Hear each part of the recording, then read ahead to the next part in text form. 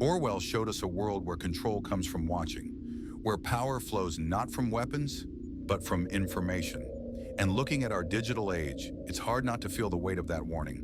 But surveillance is only one side of the future humanity walked into. Because while one set of eyes observes the world, another set of hands prepares to reshape it. And here's where things take a darker turn. A turn no one in Orwell's time was prepared to imagine. Except for one man, decades before the first computer drone, before guided missiles, before automated warfare was even possible. He asked a question even more unsettling than Orwell's. Not, what if we're always being watched? But, what if the next war doesn't need soldiers at all? A question so far ahead of its time that readers thought it was pure fantasy. The kind of fantasy that could never happen. But today, the world he described doesn't sound like fiction. It sounds like the evening news. This writer envisioned bombs that could choose their targets, machines that could fly without pilots, weapons that continued fighting long after the person who launched them was gone.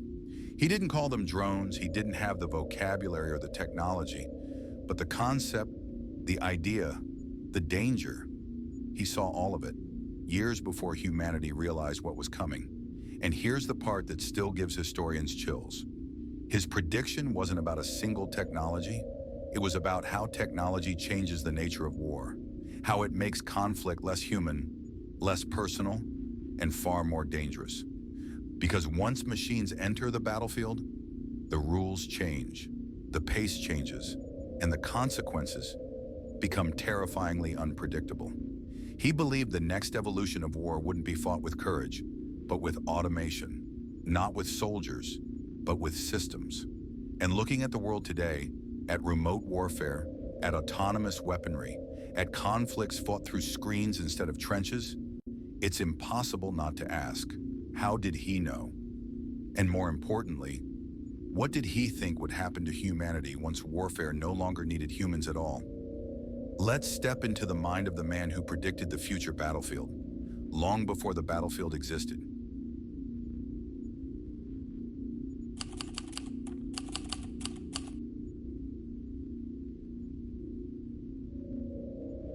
Long before the first satellite was launched, long before radar systems swept across the sky, long before anyone could imagine machines fighting in our place, H.G. Wells sat down in 1914 and wrote something that should have been impossible. He envisioned a future where humanity would unleash a new breed of weapons that didn't sleep, didn't hesitate, and didn't need human hands to guide them.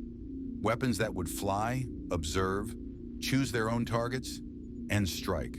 Today we call them drones, autonomous drones, silent, tireless, and terrifyingly efficient.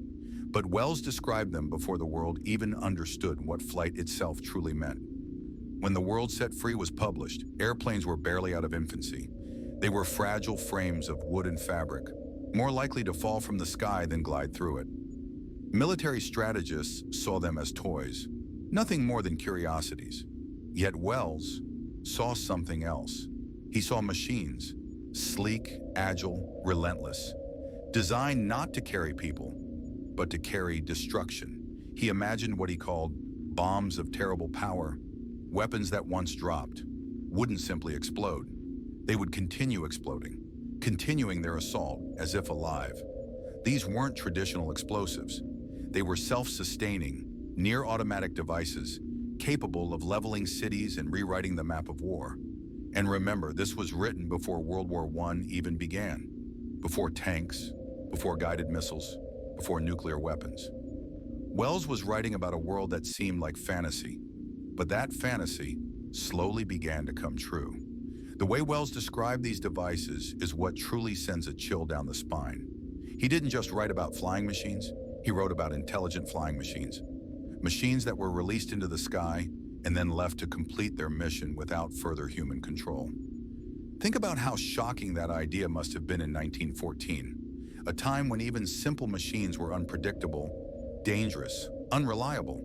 Yet Wells imagined something radically different, a future where the machine becomes the soldier, where the battlefield grows quiet, because the weapons move on their own. And this is where Wells' foresight becomes almost supernatural. He understood that automation was not just a technological leap, but a moral one, a psychological one, a philosophical one. Because once machines can choose when to strike, or where to strike, or who to strike, war stops being a human tragedy and becomes something colder, something detached, something clinical.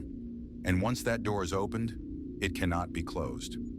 Wells warned that with the arrival of these automated weapons, governments would gain the ability to wage war without risking their own people.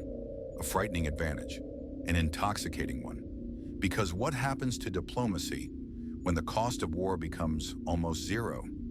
That question didn't make sense in 1914, but today, it's a headline. Autonomous drone strikes, long-distance warfare, targets eliminated by algorithms. Exactly what Wells feared. But Wells didn't stop at predicting drones. He predicted their impact, their consequences, the psychological twist that would follow. He imagined how nations would begin to rely on them, how warfare would become less about armies and more about push-button conflict. A war waged from afar, from screens, from consoles, from invisible networks of information. He foresaw the strategic shift, that if machines could fight in our place, the nature of war would change forever. Battles would move from trenches to control rooms, from human instinct to machine logic. A logic that doesn't fear, doesn't doubt, doesn't question. And if that idea sounds eerily familiar, that's because we're living through it. Military drones now circle conflict zones around the world. They track movement, analyze behavior, lock on to targets using algorithms that Wells could not have named, but somehow understood. Some drones today are fully autonomous, no pilot, no joystick, no human oversight beyond a single command. Go. Weapons that act on their own, decide on their own, and complete missions on their own. Exactly, almost word for word, what Wells imagined. But the most chilling detail in the world set free is not the technology itself, but Wells' understanding of how humans react to power. He realized that once a nation possesses automated weapons, another nation will want them too, and another, and another. A chain reaction, a technological race, one that cannot be stopped once it begins. He predicted that war, in the age of autonomous weapons, could ignite faster than diplomacy can prevent it, because machines move quicker than humans can think. Today, military analysts warn of exactly that.